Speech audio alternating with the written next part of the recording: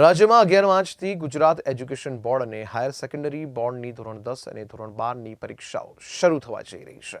આ પરીક્ષાઓને શાંતિપૂર્ણ રીતે અને સારા વાતાવરણમાં યોજાય તેમજ પરીક્ષા દરમિયાન કોઈપણ પ્રકારના ગેરરીતિના બનાવો ન બને તેને લઈને બોર્ડે તમામ તૈયારીઓ પૂર્ણ કરી છે। ગુજરાતમાં ધોરણ 10માં 9 લાખથી વધુ વિદ્યાર્થીઓ પરીક્ષા આપવાના છે, જ્યારે ધોરણ 12માં વિજ્ઞાન પ્રવાહને સામાન્ય પ્રવાહની મળીને કુલ 6.21 લાખથી વધુ વિદ્યાર્થીઓ પરીક્ષા આપશે। માર્ચ 2024 એટલે કે 11મી માર્ચથી ધોરણ 10 અને ધોરણ 12ની પરીક્ષાઓ શરૂ થઈ રહી છે। તો વિદ્યાર્થીઓના મનમાં ઘણા બધા પ્રશ્નો પણ છે, અલગ અલગ મૂંઝવણો પણ છે। ખાસ કરીને બોર્ડની રિસિપ્ટ વિદ્યાર્થીઓને મળી ગઈ છે। ઘણી બધી શાળાઓએ વિદ્યાર્થીઓને આજે હોલ ટિકિટ છે વિદ્યાર્થીઓ સુધી પહોંચાડી દીધી છે।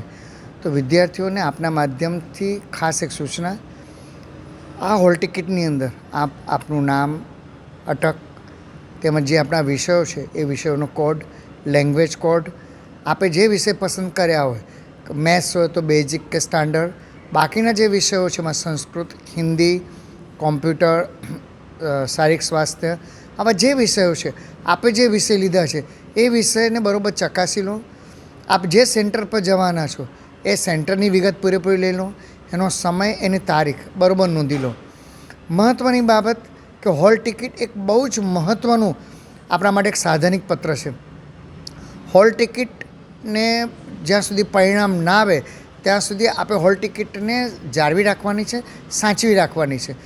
આપ જ્યારે પણ પરીક્ષા ખંડમાં જાઓ ત્યારે એ હોલ ટિકિટની અંદર ઉત્તરવહી નંબર એટલે કે જે બારકોડનો નંબર છે એ તમારે સામે લખવાનો રહેશે અને જે ખંડ નિરીક્ષક છે એમની સહી લેવાની રહેશે કે જેથી આપણે જે પરીક્ષા આપી છે પરિણામ આવતી વખતે જ્યારે પણ કોઈક પ્રશ્ન ઊભો થાય કે તમારે રીચેકિંગ કરાવવાનું થાય તો તેવા સંજોગોમાં આ સાધનિક પત્ર આપણે ઘણું કામ લાગશે। બીજું, મારા એક અનુભવના આધારે હું તમને કહું છું, ઘણા વિદ્યાર્થીઓ હોલ ટિકિટને લેમિનેટ કરાવી દેશે, તો આ લેમિનેટ નથી કરાવવાની, કારણ કે આ હોલ ટિકિટની અંદર ખંડ નિરીક્ષક એની અંદર સહી કરવાના છે।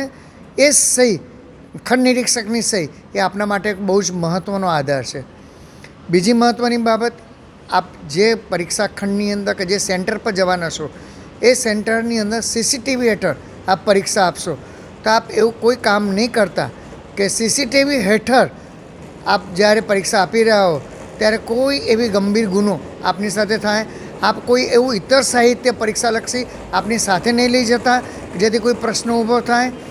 બીજી મહત્ત્વની બાબત કે છેલ્લા દિવસોની અંદર વિદ્યાર્થી ઘણા બધા ગભરાઈ જાય છે, હતાશ થઈ જાય છે, તો માતા પિતાને આપણા માધ્યમથી ખાસ એક વિનંતી, છેલ્લા દિવસો છે, આપ બાળકો સાથે રહો, બાળકોને હૂંફ અને પ્રેમ આપો, બને ત્યાં સુધી આપ બાળકોના ગાઈડ બનો, નહીં ગાર્ડ। એટલે આપના માધ્યમથી દરેક વિદ્યાર્થીને હું મારી હાર્દિક શુભકામના આપું છું। સારી રીતે, સફળ રીતે આપ પરીક્ષા પાસ કરો। આભાર।